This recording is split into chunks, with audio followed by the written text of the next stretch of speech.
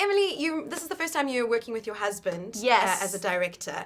Can you tell me what that was like? Any standout moments? Anything for you that was I mean, it was thrilling for us because we had entered into it with sort of a certain amount of trepidation because we'd never done it before. It's a new territory for us. And I think in some ways you're a different person when you're at work. It's just a different side of you. And so the thing I loved was that we just embraced that about each other, embraced the new side, the more sort of driven, focused, like professional side of each other. And it was really exciting working with him. And I think ultimately we really trust each other, and that was cool.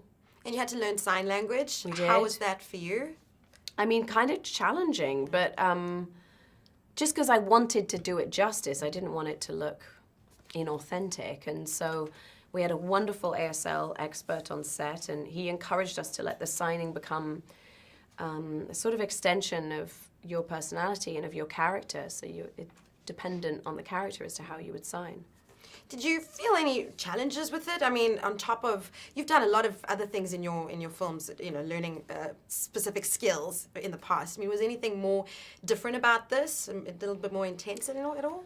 About this film or about... well, learning ASL, perhaps, as opposed to learning something more physical. I mean, I think it was another skill to learn, and it was a path I hadn't walked down, and so that's always interesting to me because I've done a bunch of films now, and I just want to keep being challenged and exploring new territory in some ways, And as a mom, obviously this touches close to home. Was there any time that it came too close at all for you? I think the terribly traumatic thing that these parents experience in the beginning of the film was brutal for me to think about, and so I just felt so deeply for this mother, and all I want in life is to protect my kids. That's all I think about, is wanting to make sure they're happy and they're safe. And I understood her plight and her grief and her loss in a big way, You're playing another kind of motherly figure in a way with Mary Poppins coming up. You'll see. Sort of, kind of. You're excited for that, I imagine. Yeah. It was awesome. It was really fun.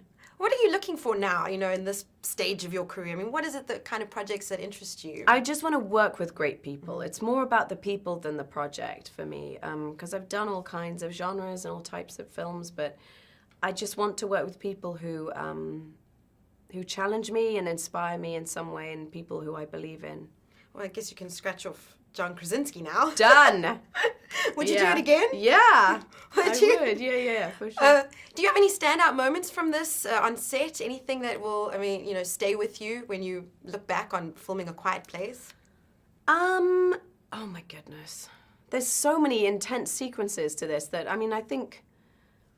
think the birth sequence was probably one that I will always remember, as sort of a scarring week in my life, of going through that. I think that's the scene that I think about when I think about the experience. How do you juggle the technical side of filming with the emotional side, especially when it's a horror and it's a genre film, so you kind of have to follow a certain way of filming? I mean, that responsibility was more on John's shoulders, I think. He was the one who had to have a sort of through line and a map out so that the set pieces were beautifully laid and then they pay off beautifully, and so that's quite technical in a way, and that's very dependent on how you shoot it. And we had an incredible cinematographer, and he is so visual, and so the two of them really created a world where it could feel intimate but frightening and weird. Are you good at imagining scary creatures? I mean, could you conjure that up? I've done so much acting to tennis balls and crosses on a wall, like, you would be surprised. It's the sign of a true thespian. I've probably done as much of that as I have looking into somebody's eyes, so yeah, it's okay.